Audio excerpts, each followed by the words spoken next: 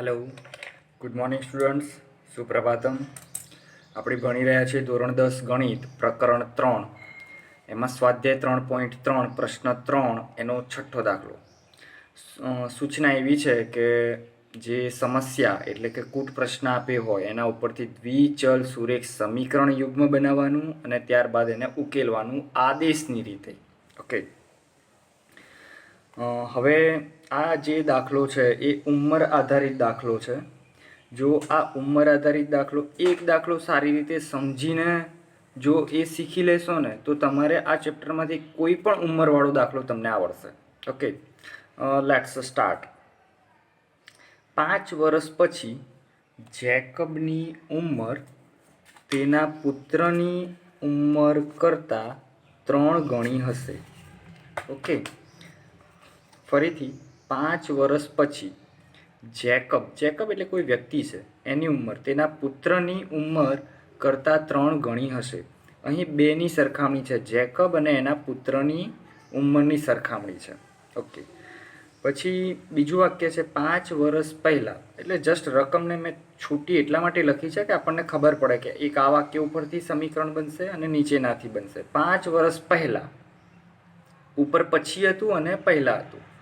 જેકબની ઉંમર તેના પુત્રની ઉંમરથી 7 ગણી હોય તો તેમની વર્તમાન એટલે હાલની ઉંમર શોધો. ઓકે, જસ્ટ આવી ઉંમર આધારિત દાખલા આ રીતના હશે. હવે સૌથી પહેલાં અહીંયા આપણે રહી વાત ચલ ધારવાની એક્સ અને વાય, તો અહીં બેની ઉંમર ધારીશું. તો જે બે વ્યક્તિ આપે છે જેકબ અને એના પુત્રની, તો કઈ ધારવાની? તો હંમેશા જે શોધવાનું હોય, શું શોધવાનું છે? વર્તમાન એટલે કે હાલની. તો એમની ઉંમર ધારીએ તો અહીં આપણો જવાબ સ્ટાર્ટ થશે. તો એમાં લખીશું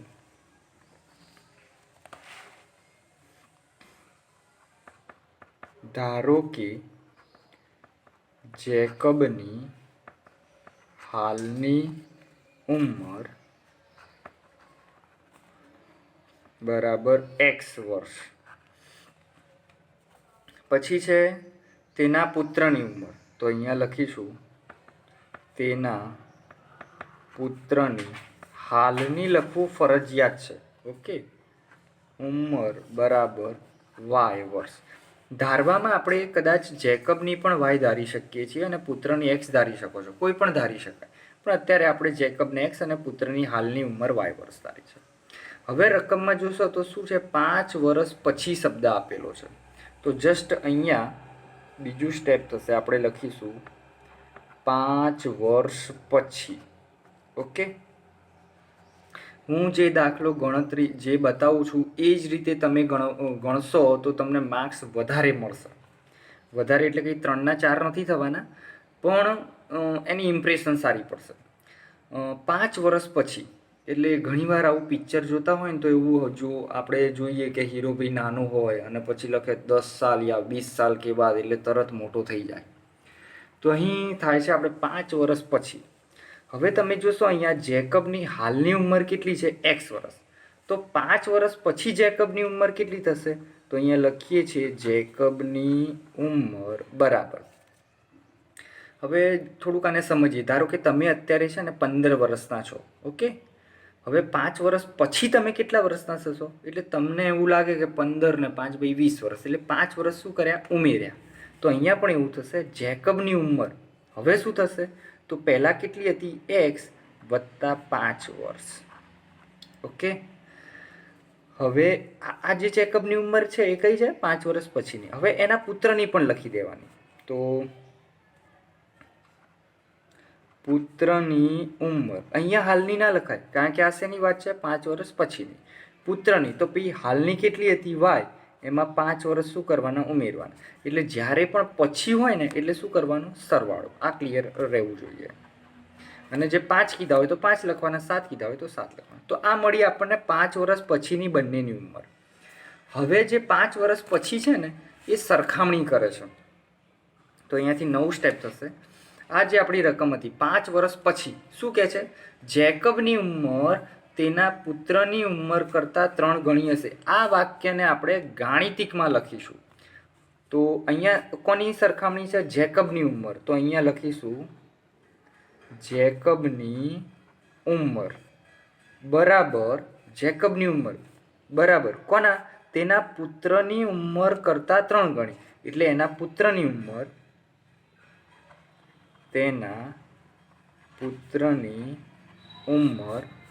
કરતાં 3 ગણી. એટલે 3 શું કરવાના? ગુણવાના. કોનામાં? તો એના પુત્રમાં, ગુણ્યા 3. આ ખાસ લખવાનું. ઘણા વિદ્યાર્થીઓ આ લખતા નથી, એટલે જરૂરી નથી, તમે ડાયરેક્ટ સમીકરણ બનાવી શકો, પણ જો આ લખશો ને તો તમારે દાખલો ગોખવો નહીં પડે. કોઈ પણ ઉંમરવાળો દાખલો આવશે. અને આપણે પ્રસ્તાવનામાં લીધું હતું કે સરખામણી કેવી રીતે કરવી. આ જે 3 ગણી છે કોનામાં કરવું? તો એના પહેલાં જે નામ હોય એનામાં 3 ગણી કરવું, અને એના બરાબર સરખામણી આ જે આપેલું હોય એના, જેકબની ઉંમર. હવે રહી વાત અહીંયા જેકબની ઉંમર કઈ લખશો? તો આપણે જોશો તો અહીં જેકબની ઉંમર x+5 વર્ષ છે, અહીં જેકબની ઉંમર x વર્ષ છે. તો કઈ લેશો તમે? x+5 લેશો કે x વર્ષ? તો આપણે જોશો રકમમાં શેની વાત છે? 5 વર્ષ પછીની. તો અહીંયા આ જે જેકબની ઉંમર છે ને એ 5 વર્ષ પછીની લેવાની છે. ખ્યાલ આવે છે? આ આપણે જે વાક્ય બનાવ્યું છે એ 5 વર્ષ પછી માટે બનાવ્યું છે. તો શું થશે અહીંયા? જેકબની ઉંમર તો x+5. તો અહીંયા જે જેકબની ઉંમર લખીને ત્યાં લખીશું x+5 બરાબર તેના પુત્રની ઉંમર એ કેટલી છે? y+5 અને ગુણ્યા 3. આ 3ને તમે આગળ પણ લખી શકો છો. ઓકે, હવે આને સાદુરૂપ આપીએ તો x+5 બરાબર આ જે 3 છે ને એ બંને સાથે ગુણાશે. તો 3y + 5 તરી 15. હવે થોડુંક એને પ્રમાણિત સ્વરૂપમાં લખીએ. પ્રમાણિત એટલે પેલા x વાળું પદ તો એ તો છે જ. હવે y વાળું પદ છે ને તમે બરાબરની આ સાઈડ લાવશો તો શું થશે? -3y. પછી બરાબરના બરાબર 15 તો આ બાજુ છે જ, પણ 5ને તમે આ બાજુ લાવશો તો 15 - 5 તો થશે x - 3y બરાબર 15માંથી 5 જાય તો ઇટ ઇઝ 10. એને નંબર આપશો 1. આ તમારું સમીકરણ થઈ ગયું. ઓકે, ax + by બરાબર c. એક સમીકરણ મળ્યું. હવે જે બીજું સમીકરણ છે ને એ આપણે અહીંયા બીજું જે વાક્ય છે 5 વર્ષ પહેલાં, જેમ અહીંયા પછી માટે હતું, હવે શું છે? પહેલાં. 5 વર્ષ પહેલાં જેકબની ઉંમર તેના પુત્રની ઉંમરથી 7 ગણી હોય તો જસ્ટ 5 વર્ષ પહેલાં કેટલી થશે તો એ શોધી લઈએ. તો અહીંયા લખીશું 5 વર્ષ પહેલાં. ઓકે, ફરીથી બંનેની લખીશું. તો જેકબની ઉંમર બરાબર, હવે જેકબની હાલની કેટલી હતી? હવે આ ભૂલી જવાનું, 5 વર્ષ પછીનું. હાલની કેટલી હતી? x વર્ષ. તો પહેલાં કેટલી થશે? તો પહેલાં હોય એટલે શું કરવાનું? માઇનસ, અને 5 છે એટલે 5. હવે એ જ રીતે એના શું થશે? પુત્રની ઉંમર થશે. પુત્રની y છે એમાંથી 5 બાદ કરો એટલે આ 5 વર્ષ પહેલાંની મળી. હવે આપણે વાક્ય જોવાનું કે પહેલાં જેકબની ઉંમર તેના પુત્રની ઉંમરથી 7 ગણી હોય. હવે આ જ વસ્તુને આપણે ગાણિતિક રીતે લખીએ તો અહીંયા થશે જેકબની ઉંમર બરાબર તેના પુત્રની ઉંમરથી તેના પુત્રની ઉંમરથી 7 ગણી. 7 ગણી એટલે ગુણાકાર થાય. એ જસ્ટ હું આગળ લખું છું 7 ગુણ્યા તેના પુત્રની ઉંમર. ઓકે, તમે પાછળ લખો તો પણ ચાલે. હવે અહીંયા શું કરવાનું? આ જે આપણે શબ્દો લખ્યા છે એના જગ્યાએ એના ગાણિતિક સ્વરૂપ લખીશું. ચલો, જેકબની ઉંમર કેટલી દેખાય છે તમને? x - 5. કૌંસ પણ કરી શકો છો. 7 ગુણ્યા તેના પુત્રની ઉંમર કેટલી દેખાય છે? y - 5 બરાબર. અહીંયા ગુણાકાર હોય એટલે કૌંસ કરવો ફરજિયાત છે, નહીં તો સાદુરૂપમાં ભૂલ પડશે.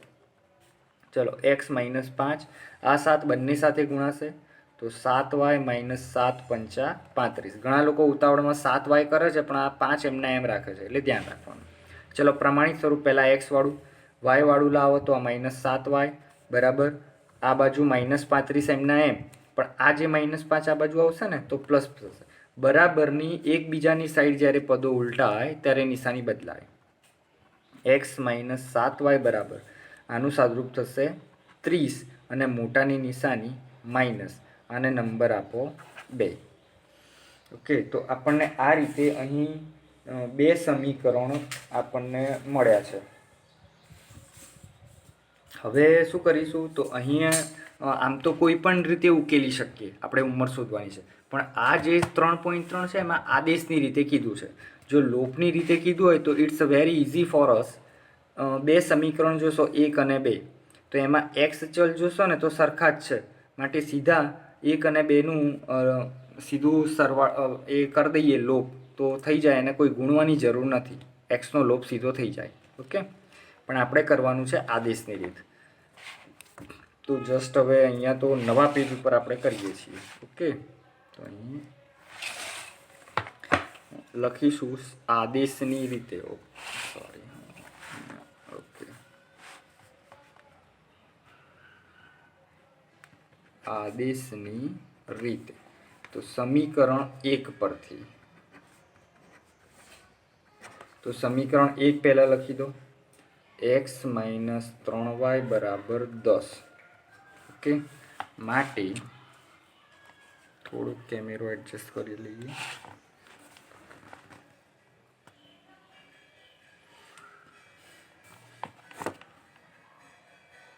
માટે ચલો એક્સને કરતા બનાવીએ છીએ એટલે 10 અને 3y બીજી સાઈડ જશે 3y. ઓકે, એક્સની કિંમત મળી ગઈ તો આને નંબર આપો 3. હવે શું કરશો, નવું સ્ટેપ, આ કિંમત 3ની 2માં મૂકીશું. ઓકે, 1 ઉપરથી મેળવવાની, એને 3 આપવાનું નંબર, 3 શેમાં મૂકવાનું, 2માં. આ કિંમત સમીકરણ 2માં મૂકતા ચલો સમીકરણ 2 લખીશું, x - 7y બરાબર -30. માટે ચલો એક્સની જગ્યાએ હવે શું લખીશું, 10 + 3y. ઓકે, -7y બરાબર -30. ચલો અહીં જોશો તો આ જે વાય વાળું પદ છે, અહીંયા હું પેન્સિલથી હાઇલાઇટ કરું છું, આ જે એના સરવાળા બાદબાકી થશે. તો 7માંથી 3 જાય તો 4y અને મોટાની નિશાની માઇનસ બરાબર -30. અને આ જે 10 હતા એને આ બાજુ ખસેડીએ છીએ તો -10 થશે. -4y બરાબર -40, માઇનસ માઇનસ પ્લસ, મોટાની નિશાની માઇનસ. તો y બરાબર -40 ભાગ્યા -4, ભાગ ચલાવશો તો 10 અને માઇનસ માઇનસ પ્લસ થશે, માટે y બરાબર 10. એને બોક્સ બનાવશો. હવે આ વાયની કિંમત આપણે શેમાં મૂકીશું, સમીકરણ 3માં. વાયની કિંમત સમીકરણ 3માં મૂકતા ચલો સમીકરણ 3 લખશો, x બરાબર 10 + 3y. તો x બરાબર 10 + 3, y કેટલા મળ્યા 10, એટલે 10 તરી 30 થઈ જાય, છતાં પણ થોડુંક સાદુરૂપ આપું છું.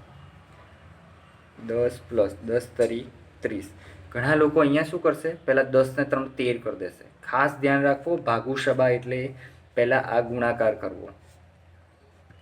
માટે x બરાબર 30 અને 10 40. ઓકે, હવે જવાબ લખીશું. તો x અને y જે ધાર્યા હતા એ આપણને એમની ઉંમર મળશે. અહીં શોધવાનું શું હતું, તેમની વર્તમાન ઉંમર. તો આપણે એ ધાર્યું હતું, જેકબની હાલની ઉંમર, હાલની અથવા તો વર્તમાન x વર્ષ હતી, તો x 40 મળ્યા છે અને પુત્ર y 10 વર્ષ મળ્યા છે. બરાબર, એટલે જનરલી પિતા મોટા થવા જોઈએ, ભૂલથી ઊંધું થઈ જાય, પિતા નાના ના થઈ જવા જોઈએ. તો અહીંયા લખીશું, જેકબની હાલની ઉંમર બરાબર x બરાબર 40, અને ઉંમર છે એટલે વર્ષ લખીશું. ઓકે,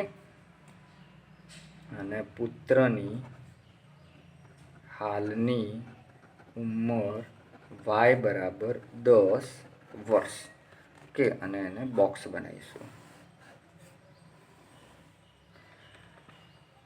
ઓકે, હવે આ જવાબ સાચો છે કે ખોટો એ ચેક કરવો હોય ને તો ગમે તે એક સમીકરણમાં મૂકવાનો, પહેલા અથવા તો બીજા. તો 40 અને 10 છે આપણો x અને y, એ આપણે ચેક કરવા માટે. તો અહીં જોશો આપણું એક સમીકરણ શું છે, આ પહેલું સમીકરણ છે, x - 3y બરાબર 10 છે.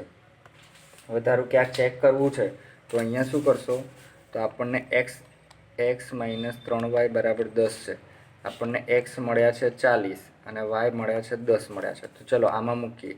તો એક્સ મળે છે 40, આ 3 અને વાય કેટલા છે 10. 40 માઇનસ 10 તરી 30 અને 10 અને એ 10 આવવા જોઈએ.